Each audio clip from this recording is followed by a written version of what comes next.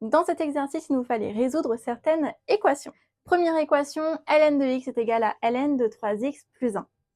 Tout d'abord, quand on a du ln, il faut impérativement penser au domaine de définition pour nos x. Comme on l'a dit dans la partie cours, on ne peut pas mettre de valeur négative ou nulle dans le ln. C'est pas possible. Donc notre domaine de définition, finalement, pour x, c'est l'ensemble des x qui appartiennent à R, hop, sous condition que x soit strictement supérieur à 0 et que 3x plus 1 soit strictement supérieur à 0. Donc x strictement supérieur à 0, on sait déjà qu'en gros, ça va être que des x qui sont positifs et non nuls. Et ensuite, pour 3x plus 1 supérieur à 0, il va falloir qu'on résout ça pour voir du coup plus en détail la condition sur x et pas sur 3x plus 1.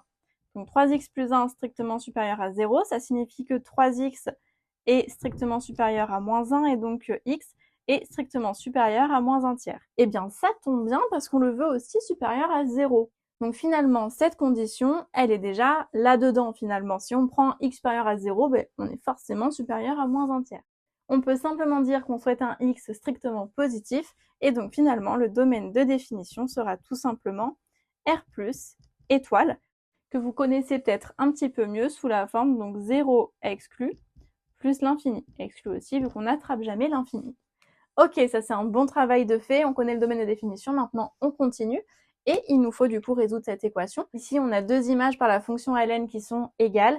Et bien comme la fonction ln est strictement croissante, on sait que quand deux images sont égales, les antécédents sont nécessairement égaux. Donc ça c'est par rapport à la stricte monotonie d'une fonction. On a donc simplement que x est égal à 3x plus 1.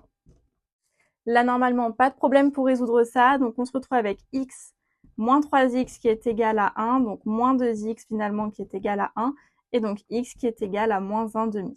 Et là, attention, moins 1 demi, c'est négatif. Et nous, on voulait des x qui soient positifs et différents de 0.